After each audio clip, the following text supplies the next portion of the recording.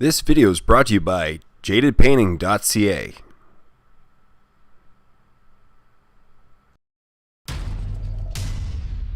Hey everyone, welcome to another painting tutorial. As always, my name is Jay, and today I'll be showing you how I painted up this Retribution of Scyrah Hyperion model, one of the awesome Colossal Models for Warmachine, using a very simple color scheme, but I think it turned out very effective. And for this tutorial, I will be using a combination of P3 and Minitaire paints.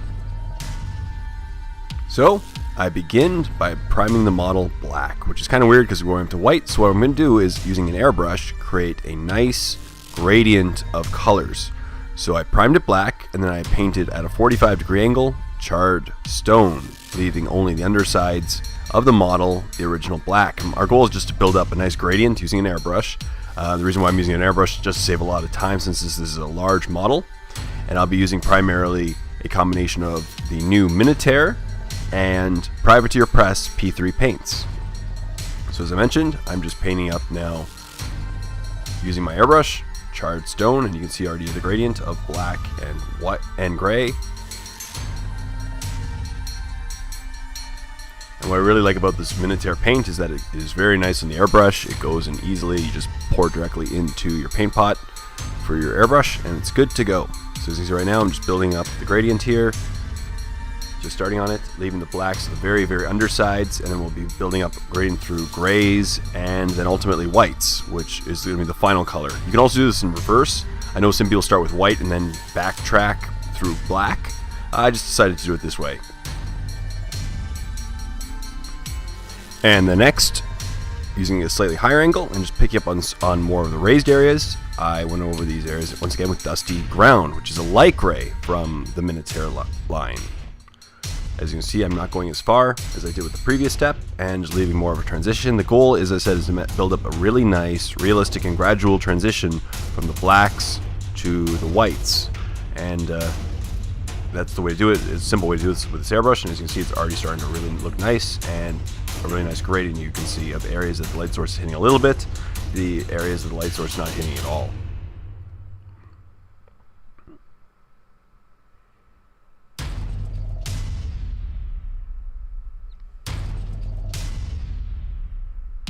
And an airbrush is a great way to save some time. And I repeated this process on the top half. As you notice, I painted the two halves separately, just for easiness sake. Is a very large model, as you can see, because this is a Colossal, and so by separating the pieces, you can paint the bottom half easily, as opposed to it being very much blocked by the top half of the model. And as you can see, I'm just focusing on, once again, the areas that the light source is hitting, and the more raised areas with the Dusty Ground, which is now producing a really nice light gray, and we're almost getting to the white stage, and this is great.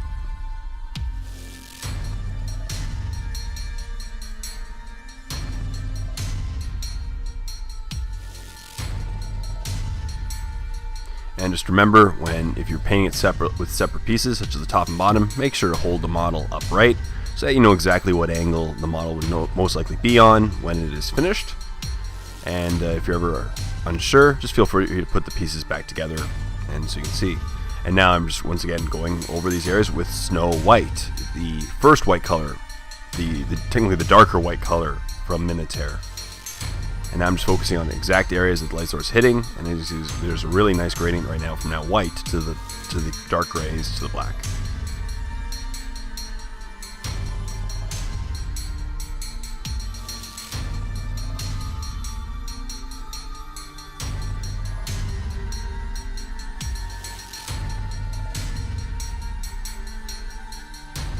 And this becomes increasingly evident on the top half, since it is such a large model with such a large surface area and really nice smooth lines, which is another reason to go with the airbrush, because then you can produce a nice gradient over these nice smooth lines and surfaces.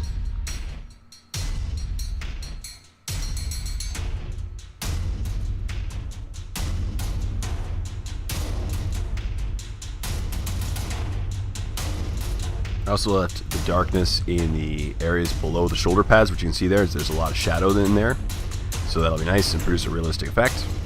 And finally, I went over these areas, just picking out on certain details that I really want to stick out with Skull White, the bright white color from Minitaire. So as you can see, within a very short period of time, I was able to build up a very quick gradient of colors, and it looks really nice already. As here I'm just picking up on certain details with the Minitaire's skull white. Certain areas that the light source is hitting, and just making them pop a little bit more. And now to protect this, I repeated this process on the back. As you can see, it just makes a couple areas really stick out and pop. It's a very quick process overall, especially with an airbrush. And just to protect now all these white areas, I gave them a matte varnish. I used the matte varnish once again from Minitaire, and it turned out really nicely. This will protect the white and on all the armor that we just worked on so hard to get the gradient nicely, and also create a nice saving point, so if any mistakes are made down the line, they can easily be fixed using a simple cleanup phase. And now I started on the blue, all the crevices, which are going to be light blue. I used Arcane Blue, one of the P3 paints, specifically designed. It's a Retribution of Scyrah color, so it turns out really nicely, and it's a perfect match for what the box art would be. And just using a brush, and I diluted a little bit using thinner. I just put this Arcane Blue in all the recesses. If I ever get a little bit on, I just smudged it off with my finger, because it's already got varnished off. Because of the matte varnish we used, it's very easy to clean up with your finger afterwards. And I just repeat this process in all of the crevices and the intricacies of the model, and there were a lot of them, a lot of symbols, and a lot of the just divots that were filled with this color, Arcane Blue. So the step took a lot of time, but it was well worth it in the end.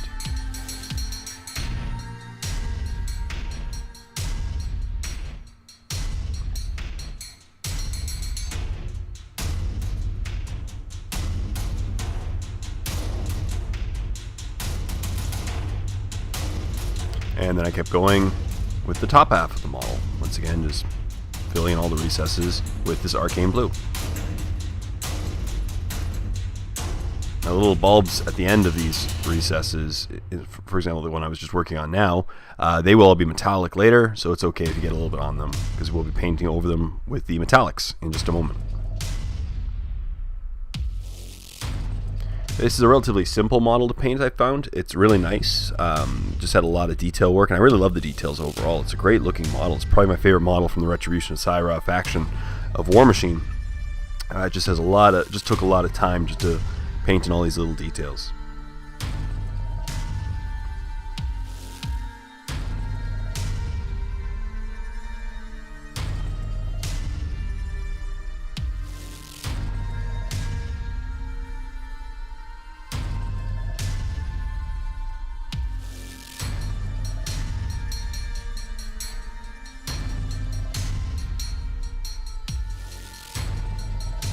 And I'm not going to be showing me painting over the entire part of the model with this color, because that would take far too much time. I'll show you just the first half of the top part.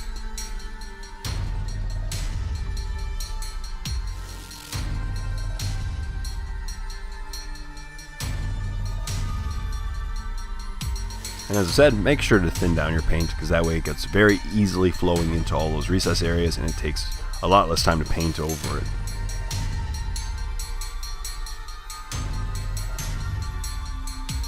Also, I would probably recommend using gloves when painting the model if you're going to hold it like I am. I was just not wearing gloves on that day, but it's okay.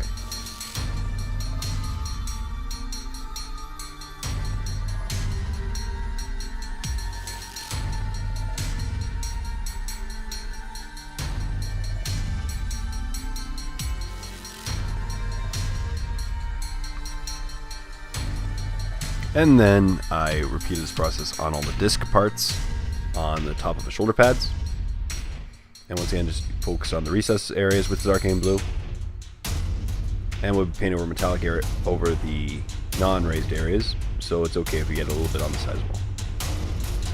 And then using an airbrush, I took this Arcane Blue and I sprayed it into the center part of the top part of his body.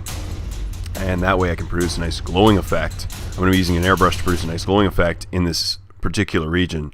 So first I just filled it with the Arcane Blue, and when using an airbrush and spraying this Arcane Blue, feel free to get a little bit on the sides of the area around the gap, and that way it looks just like the area is glowing slightly with this arcane blue color, and it produces a really nice glowing effect when done with a couple different shades of this arcane blue, which I just used Skull White from Minitaire to brighten it up between paints. So as you can see, I'm just painting the entire area in the middle of it with arcane blue, and I'm feel free to get a little bit on the edges around it just to produce the nice glowing effect. And then I repeat this process by going just more towards the center of it, so closer to where the light source would be coming from, with a 1-to-1 mix of Skull White and arcane blue.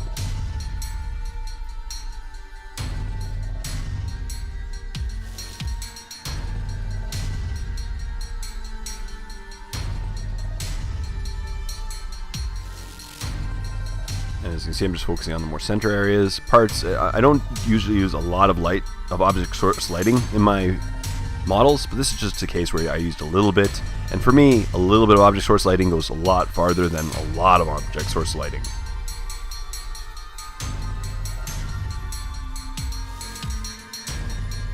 So then I'm going to also use it just to create a little bit of a glowing pattern in some of the areas.